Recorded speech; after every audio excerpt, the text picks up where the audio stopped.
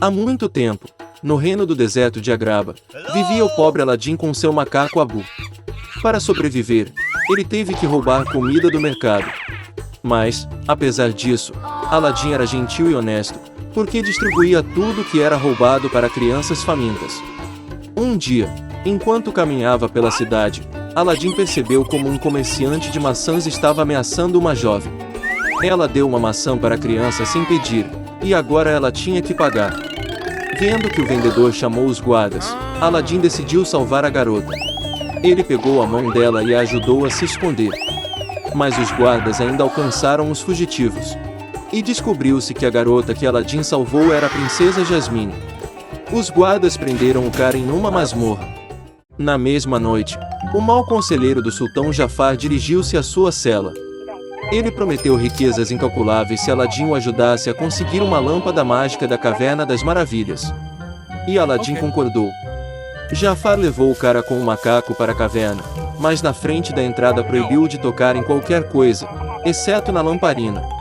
Na caverna, Aladim encontrou um tapete mágico e uma lâmpada. Mas Abu não suportou a proibição e tocou em um dos rubis. A caverna começou a desabar. Então o tapete mágico pegou e voou para as ruínas do castelo em ruínas. Aladim olhou por muito tempo para a lâmpada que trouxera da Caverna das Maravilhas. Ela estava muito empoeirada. Quando Aladim esfregou a lâmpada com a mão, Gênio explodiu. Ele anunciou a Aladim que estava na lâmpada por muitos anos e, para sua salvação, ele poderia cumprir quaisquer 3 desejos. Aladim prometeu usar apenas 2 desejos, e o terceiro para libertar Gênio da lâmpada para sempre. Olhando para as estrelas, Aladim se lembrou da princesa. Ele se apaixonou por Jasmine, mas um ladrão comum não conseguia impressionar a princesa. Então Aladim realizou seu primeiro desejo de se tornar um príncipe. Chegando ao palácio do sultão, Aladim disfarçado de príncipe tentou conquistar o coração de Jasmine. Mas a princesa foi inflexível, porque há muito se apaixonou pelo plebeu que a salvou no bazar. Enquanto isso, Jafar notou o falso príncipe no palácio. O mau conselheiro enganou o cara na torre, e com ameaças começou a espiar sobre a localização da lâmpada mágica. Sem receber resposta, Jafar o empurrou da torre alta para o mar. De repente, Abu entrou voando com uma lamparina no tapete e Aladim conseguiu esfregá-lo. Então Jin apareceu e o salvou, usando assim o segundo desejo. De volta ao palácio, Aladim disse ao sultão que Jafar é um mago malvado que está prestes a trair o reino. O sultão prendeu seu conselheiro, mas, ao abrigo da noite, o feiticeiro conseguiu sair da masmorra. Ele foi até os aposentos de Aladim e roubou a lâmpada, tornando-se o novo proprietário de Gênio. Jafar gastou seu primeiro desejo de se tornar um sultão. E com o segundo desejo, ele solicitou o poder do mago mais poderoso do mundo. Tendo recebido o seu, Jafar magicamente transportou o cara com o macaco para o deserto gelado. E ele decidiu forçar a princesa Jasmine a se casar com ele. Enquanto a cerimônia de casamento estava acontecendo, o tapete mágico descobriu onde Aladim e Abu estavam, e então os devolveu ao castelo.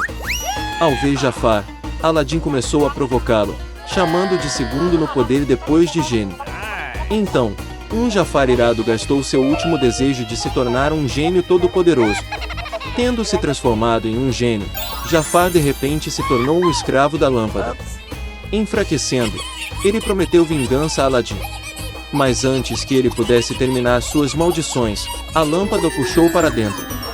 Jin carregou a lâmpada de Jafar para a Caverna das Maravilhas e a ordem foi restaurada ao reino. Aladim decidiu manter sua promessa, então ele gastou seu terceiro desejo para libertar Gênio da lâmpada para sempre. E o sultão, que viu que Aladim e Jasmine estavam apaixonados, permitiu que ele se casasse. E eles viveram felizes para sempre, e o reino de Agraba só prosperou com o passar dos anos. Condenado pelo destino a levar uma vida agitada, Lemuel Gulliver novamente partiu em uma viagem no navio Adventure 2 meses depois de voltar para casa. Mas assim que o navio passou pelo Estreito de Madagascar, uma tempestade o atingiu. Fortes rajadas de vento carregaram o navio para uma terra desconhecida. Quando os marinheiros viram o terreno, decidiram inspecioná-lo e coletar água potável. Gulliver desceu para a costa com os marinheiros e a tripulação espalhou-se pela ilha. Não encontrando água, Gulliver decidiu voltar para a costa. Mas assim que se aproximou do oceano, viu que os marinheiros o haviam abandonado. Eles estavam navegando a toda vela do enorme gigante que os perseguia. Assustado, Gulliver correu para o interior da ilha. Ele correu para um campo de cevada com orelhas enormes e percebeu que estava na terra dos gigantes. Gulliver sentou-se para descansar.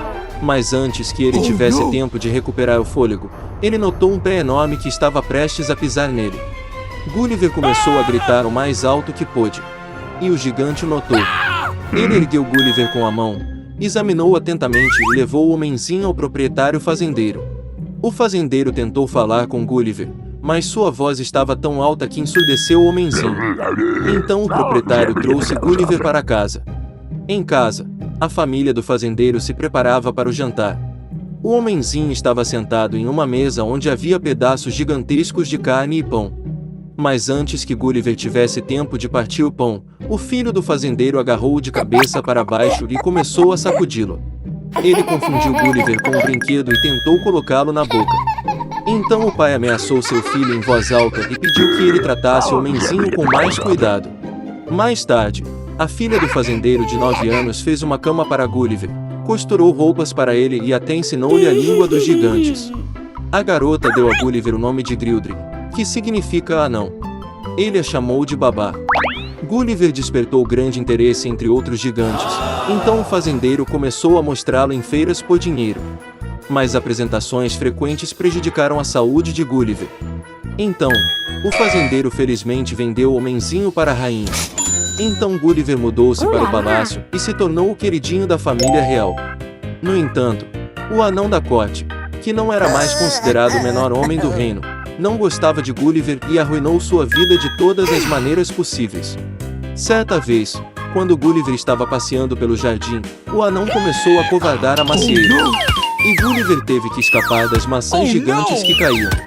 E em outra ocasião, um anão ágil empurrou Gulliver em uma enorme jarra de creme. E só o cozinheiro, que entrou na hora, salvou o homenzinho da morte inevitável. Mas não foi apenas por causa do anão que Gulliver teve problemas. Certa manhã, durante o café da manhã, ele foi agarrado pelo macaco do chefe. Como um filhote, ela começou a balançar Gulliver e então o arrastou para o telhado. Os gigantes correram para salvar o homenzinho.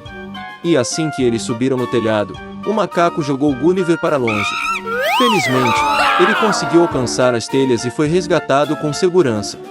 Em geral, a vida de Gulliver no reino era feliz. Ele frequentemente acompanhava a rainha em suas viagens. Eles até fizeram uma caixa de viagem especial para ele. E uma vez, em outra viagem, o criado trouxe a caixa com Gulliver para o mar para que o homenzinho pudesse desfrutar do ar puro. Mas então uma sombra começou a piscar sobre a cabeça de Gulliver. Uma águia marinha passando por perto notou uma presa em uma caixa. Ele agarrou o anel na tampa do baú com o bico e carregou Gulliver sobre o oceano. Em algum momento, o pássaro soltou a caixa e o cativo se viu em mar aberto. Gulliver mal conseguiu abrir a escotilha superior, começou a gritar e a agitar o lenço. Finalmente, ele foi localizado do navio e ajudou a sair. Então, depois de todas as aventuras, Gulliver voltou para a Inglaterra novamente. Por muito tempo ele não conseguiu se acostumar com objetos e pessoas de tamanho normal. E a esposa de Gulliver, com medo de que ele tivesse enlouquecido, proibiu terminantemente o marido de pensar em viajar.